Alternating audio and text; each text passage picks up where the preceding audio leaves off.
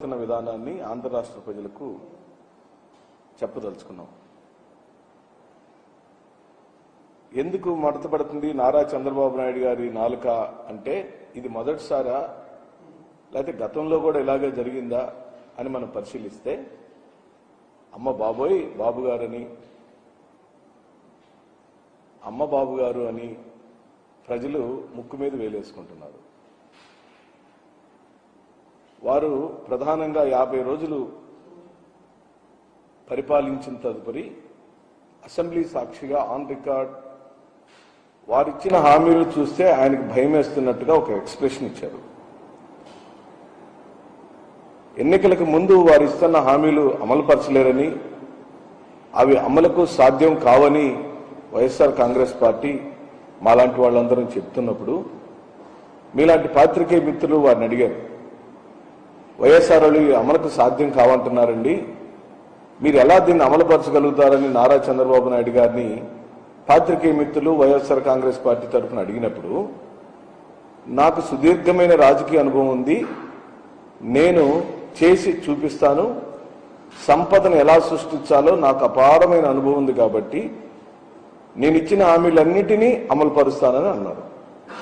ఆ సందర్భంలోనే మళ్ళీ విలేకరులు ఏమని ప్రశ్నించారంటే, మీరే కదా 1 నెల 2 నెలల క్రితం ఎన్నికల ప్రచారంలో మరో శ్రీలంక కాబోతుంది ఆంధ్రప్రదేశ్, మరో సోమాలియా కాబోతుంది ఆంధ్రప్రదేశ్, ఈయనిచ్చే అనగా జగన్మోహన్ రెడ్డి గారు ఇస్తున్నటువంటి సంక్షేమ పథకాల వల్ల రాష్ట్రం నాశనం అవుతుందని నారా చంద్రబాబు నాయుడు గారే అన్న విషయాన్ని వారు జ్ఞాపకం చేశారు.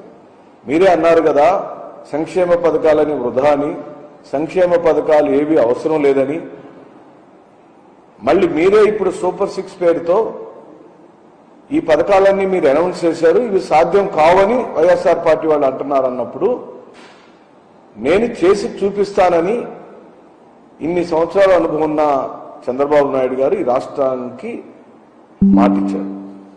నిజంగా మాకు ఆనందం కలిగింది.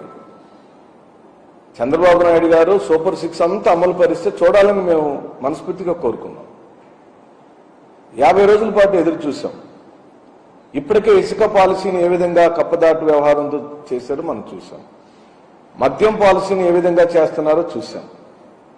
తల్లికి వందనం దగ్గరికి వచ్చేసరికి ఏ విధంగా మాట్లాడుతున్నాడో చూస్తున్నాం.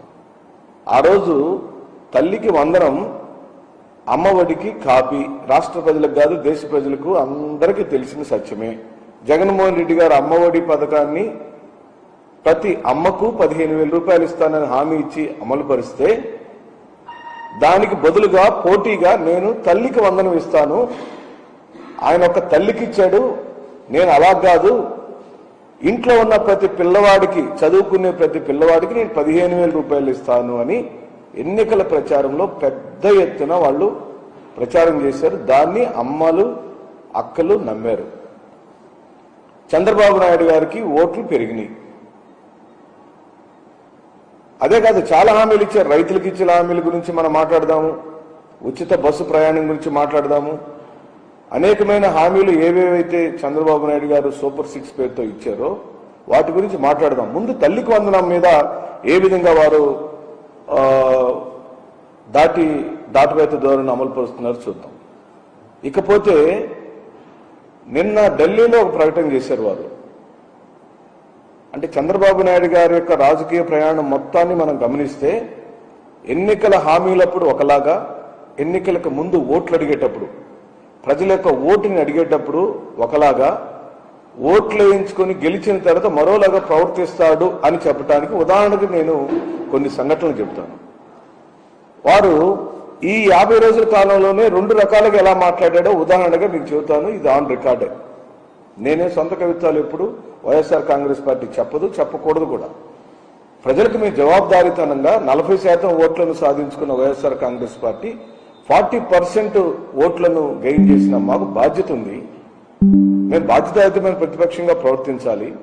మీరు చేస్తున్న ప్రతి తప్పుని ఎత్తి చూపించటమే ప్రతిపక్షంగా మా బాధ్యత. ఆ బాధ్యతని వైఎస్ఆర్ కాంగ్రెస్ పార్టీ శ్రీ జగన్మోహన్ రెడ్డి గారి నాయకత్వంలో నిరంతరం మేము ఇలా